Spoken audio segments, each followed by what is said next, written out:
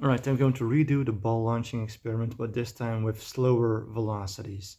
And also, I've been trying to eliminate all the parallax problems. So in the previous experiment, the ruler was placed against the wall. So there was like this amount of distance between the ruler and the ball. Now the ruler is placed right next to the ball. So when we view it from here, I think now we should get quite accurate measurements. Also, the zero line is now over here. So the place, the red line, okay, is still the zero line. So right above the timer. Okay, so again, right as the ball passes through the timer, that's going to be the zero line. And that's pretty much aligned with 10.5 centimeters. So the 10.5 centimeters is going to be the zero line. So every measurement from here, so if it's 60 for example, then we have to do 60 minus 10.5 to know the exact height. Okay, so these are the timings that we are aiming for. The one velocity should be around 0.0250 seconds, the two velocity around 0.0125 seconds, the three velocity around 0.0083 seconds, the four velocity around 0.0062 seconds, and for the 5 velocity around 0.0050 seconds. Okay.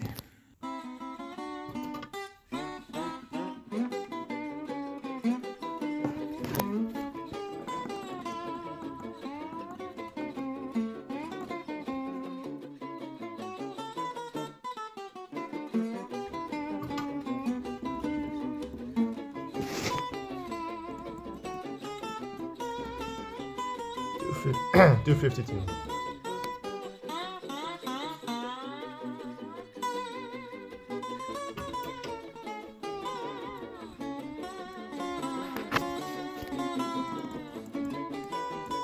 $122.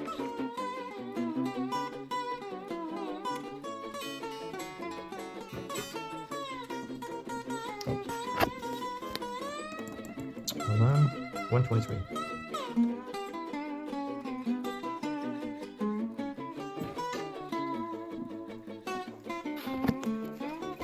Yeah, that is like a perfect 83.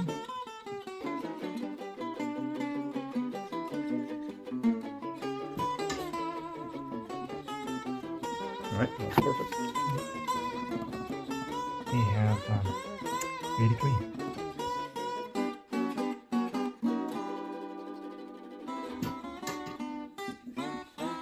I'm going. I'll go to 63. There it is, 63.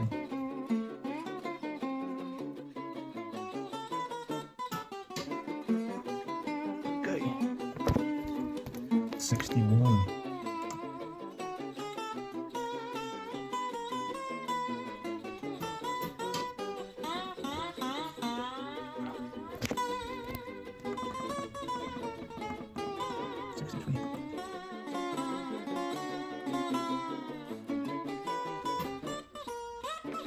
Alright, so keep sticking.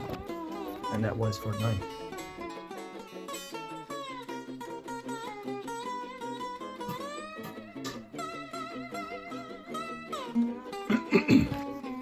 I've got another 49.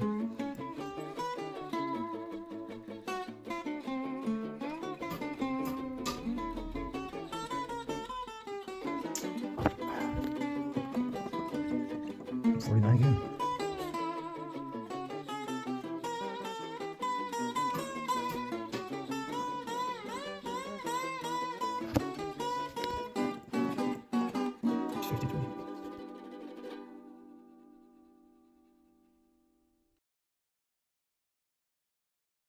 The religious theory doesn't have any physical evidence, so they can't just show up, show us their physical evidence, and say there, the subject result. They won't show you anything like, let's start with the first one, you're taking 25 times the fuel, okay, the energy to make something move 5 times as fast.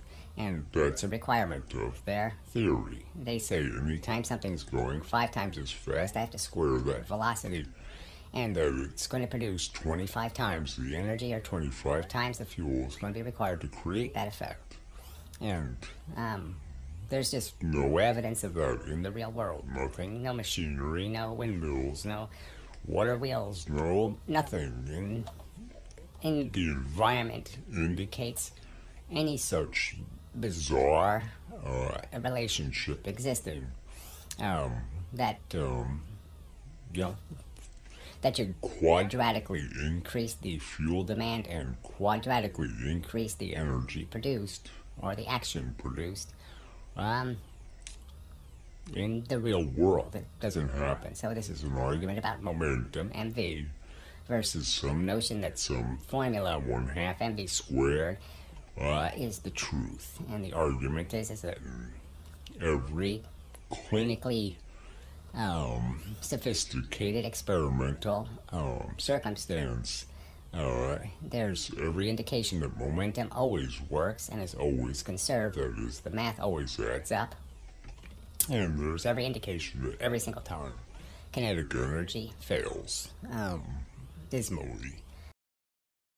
Use a car. Use anything moving in a linear direction. Show me anything on this earth, a water wheel, anything that requires 25 times the fuel to spin or move or do anything 5 times as much. It's when it's going twice as fast as 4 times the energy, when it's going 3 times as fast as 9 times the energy, when it's going 4 times as fast as 16 times the energy, when it's going 5 times as fast as 25 times the energy. It obviously took 25 times the fuel if it produces 25 times the work.